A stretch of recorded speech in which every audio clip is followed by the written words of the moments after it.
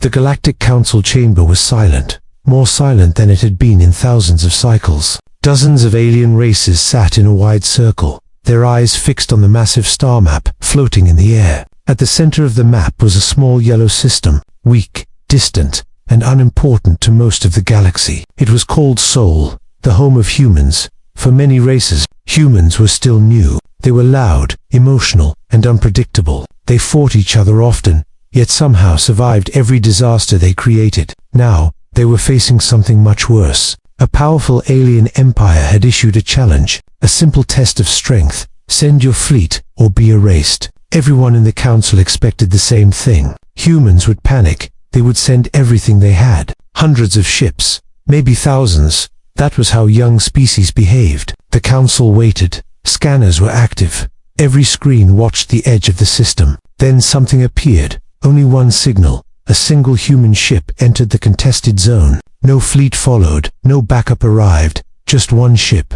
At first, the council thought it was an error, a scanning mistake, a delayed signal. But the readings did not change. Still one ship. Still alone. A low sound moved through the chamber. Some laughed. Some clicked their jaws in disbelief. One alien commander leaned forward and spoke softly. "Is this a joke?" The human ship moved slowly. It did not hide. It did not rush. The ship was not large. It was not beautiful. It had no glowing weapons, no sharp edges, no signs of fear. It looked almost plain. That made some council members uncomfortable. The ship stopped at the center of the zone, right where the enemy fleet could see it clearly. Across the void, hundreds of alien warships waited. Their weapons were charged, their shields strong, their confidence absolute. Against them, the human ship looked small, fragile, almost respectful. No warnings came from the human vessel. No threats, no speeches, just silence. A council scientist checked the data again,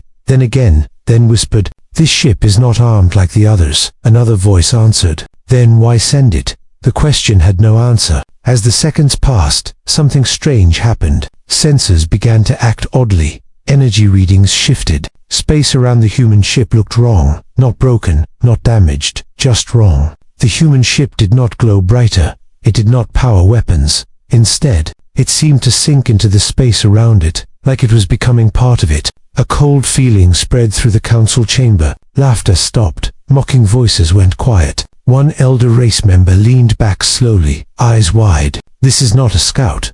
At that moment, a weak signal reached the council. A simple human transmission, clear and calm. "We are present." That was all. No demand, no threat. The alien fleet hesitated, just for a moment. And in that moment, every scanner screamed. Something massive was detected. Not behind the human ship, not inside it, but around it. The space itself was changing, folding, listening. One council member whispered in fear, "Why would a species send only one ship?" No one answered, because the answer was still forming. And when it arrived, the galaxy would never forget it. The mockery and the HFY silence did not last long. Across the void, the alien fleet began to move. Huge warships shifted into attack lines. Their formation was perfect. Their confidence returned, from their point of view. This was easy. One small human ship, alone, quiet. Several alien commanders laughed openly. This is what the humans send. One ship to face an empire. The human vessel did not react. It stayed still, like it was waiting. In the council chamber, tension grew. Some members felt relief. Others felt doubt. A young analyst spoke carefully. "Humans are not careless. They are strange, but not foolish." The words were ignored. The alien fleet powered up its weapons. Energy levels rose across hundreds of ships. The light from their shields filled the darkness of space. Still, the human ship said nothing. It did not raise shields. It did not deploy drones. It did not call for help. This made the mockery fade slowly. A senior weapons officer frowned. Why are they not defending? Scanners focused harder on the human vessel. Every layer of its hull was examined. Every signal was tracked. What they found made no sense. The ship was absorbing small amounts of energy, not storing it, not reflecting it, just absorbing. A scientist adjusted the readings again. Then again, "This violates known limits." Another replied, "Then the data is wrong." But the data stayed the same. The human ship began to move again. Slowly, very slowly, it drifted forward, straight toward the heart of the alien formation. Gasps filled the council chamber. "That is suicide," someone whispered. The alien fleet allowed it. They did not fire. They wanted to understand. As the ship passed between the first line of warships, something strange happened. The space around it bent slightly. Lights distorted. Distances felt unclear. Two alien ships adjusted position. Their systems reported errors. Navigation began to struggle. Panic rose on a few bridges. Orders were repeated twice. Then 3 times. Still no weapons fired. Then a human signal appeared again. Clear, calm, and short. "We advise you to stand down." That was all. The message caused anger. How dare they? One ship gives orders to a fleet. The alien flagship prepared a warning shot. A controlled blast. Enough to scare, not enough to destroy. The weapon fired. But the blast never reached the human ship. It slowed, stretched, then vanished, like it had been swallowed by empty space. Every commander froze. Weapons officers shouted reports. Energy lost. No impact. No explosion. The human ship continued forward, untouched, unbothered. The council chamber was silent again. This time, no one laughed. An elder race member spoke quietly. "This ship is not protected. It is changing the battlefield." The alien fleet began to feel something new. Not fear, but uncertainty. Their strength meant nothing if it could not reach its target. The human ship finally stopped, now deep inside the enemy formation, surrounded on all sides. Another human message arrived. Still calm, still simple. "This is your last warning." No threats followed. No countdown. Only patience. And for the first time, the alien commanders understood something was wrong. Humans had not sent one ship because they were weak. They had sent one ship because they did not need more. And the galaxy was only beginning to understand why. The first SHOC Catha alien fleet could no longer pretend this was normal. The human ship was now deep inside their formation, surrounded by weapons on every side. Yet it remained calm. Commanders exchanged fast orders. Fear tried to hide behind discipline. A decision was made. No more warning shots. No more hesitation. They would attack. The first wave of weapons fired together. Beams of light crossed the darkness. Missiles followed close behind. From the council chamber, it looked like the human ship vanished in fire. But when the smoke cleared, the ship was still there. Not damaged, not burning, not even slowed. The attacks did not strike it. They bent, curved, and slid away.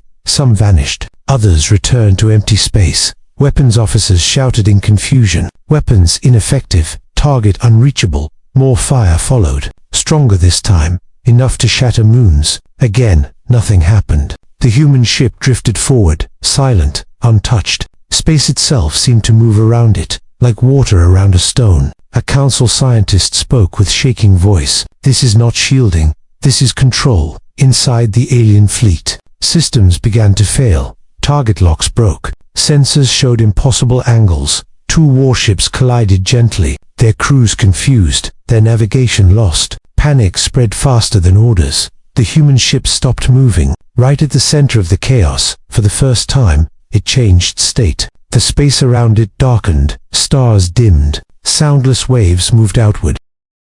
Every ship felt it, a pressure, not physical, but absolute. Weapons powered down on their own. Shields flickered, then stabilized at low levels. No command caused this. It was forced. The council chamber erupted in alarms. Readings spiked, then flattened. Energy was not destroyed, it was taken. An alien commander shouted in fear. "What is this ship?" The answer came from a human signal. Calm as before, clear as ever. "This is a boundary." No one understood. Then reality shifted. Space folded inward for a brief moment. Like a breath held too long. 3 alien warships vanished. No explosion, no wreckage. Just absence. The fleet froze. The council watched in horror. Those ships had not been destroyed. They had been removed. A senior council member whispered, "This is not war." The human ship sent another message. Short, measured. "We warned you." No pride in the words. No anger, just fact. The alien fleet pulled back instinctively. Formations broke.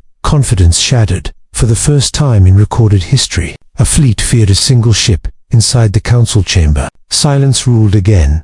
Everyone understood now. This ship was not meant to fight. It was meant to decide. Humans had not built a weapon. They had built a rule, a limit that could not be crossed. And the galaxy had crossed it. The human ship remained still, waiting. because the first shock was never meant to destroy. It was meant to teach, and the lesson had only begun. The REVELATUN, the alien fleet, did not fire again. Fear now sat openly on every bridge. No commander tried to hide it. The human ship waited, still and silent, like it had all the time in the universe. In the council chamber, the questions finally found voices. What are humans? How did they build this? A senior historian spoke slowly. Humans learn fast. They learn from pain. The human ship sent another transmission, longer than before, still calm. We did not come to conquer, we came to correct. The words confused many. The narrator explains what the humans had become. Humans were once fragile, bound to one world,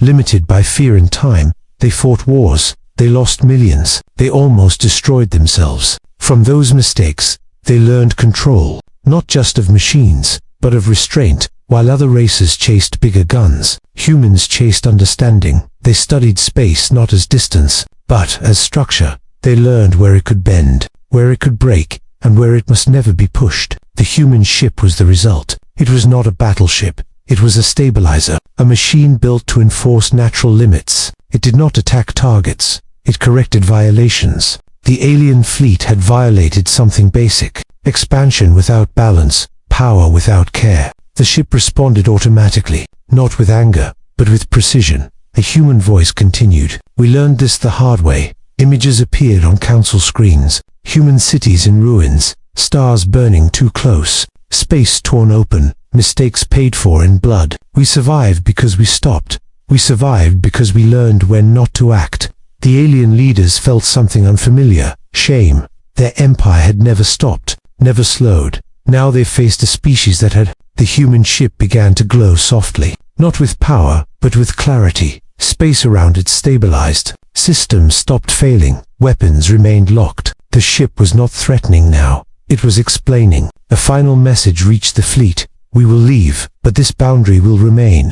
Cross it again, and correction will follow. The meaning was clear. The galaxy did not belong to the strongest. It belonged to the careful. The council understood the truth at last. Humans had not sent one ship because they trusted luck. They sent one ship because they trusted law, a law written into space itself. The alien fleet slowly withdrew, not in defeat, but in understanding. The human ship turned, preparing to leave. But the story was not over, because the galaxy had just learned something terrifying. Humans did not rule through fear, they ruled through limits, and limits were far more dangerous than weapons. The HFY Ending, the human ship, did not wait for praise. It turned slowly, its mission complete, its presence no longer needed. The alien fleet remained still. No one chased it, no one dared. In the council chamber, silence held meaning now. Not fear, but respect. A junior council member finally spoke. In all our wars, we have never seen this. The elder races agreed. This was not victory by force. This was victory by understanding. The alien empire sent a final message, short, honest. We acknowledged the boundary. No conditions followed. No threats returned. The human ship responded once more. We acknowledge your restraint. Then the signal ended. As the ship moved away, space returned to normal. Stars brightened. Distances felt real again. The rule remained, invisible, absolute. The council recorded the event, classified it as a turning point. Historians would later name this day, the Day of One Ship. They would ask the same question again and again. Why did humans send only one ship? The answer became clear with time. Humans had learned something rare. Power without control destroys the user first. Other species built fleets. Humans built understanding. Other empires ruled through fear. Humans ruled through limits. They did not need armies to prove strength. They needed clarity. Across the galaxy, borders shifted, not through war, but through caution. Young species studied human history, not their weapons, but their mistakes. They learned why humans survived when others vanished, because humans knew when to stop. The council changed its laws. Expansion rules were written. Balance was enforced, and at the center of it all, one human ship remained the symbol, not of domination, but of final authority. Far away, in human space, no celebrations were held. No medals were given. For humans, this was not triumph, it was responsibility. They had seen what power could do, and they chose restraint. The galaxy remembered that choice. Whenever a new empire rose, whenever fleets gathered, someone would always ask, "Will the humans send a fleet?" And the answer was always the same: no, they only send one ship. And everyone understood what that meant, because when humans sent one ship, the decision was already made, not by weapons, not by fear, but by the rules of the universe itself. And that was why the galaxy respected humanity, not because they were the strongest, but because they were the wisest.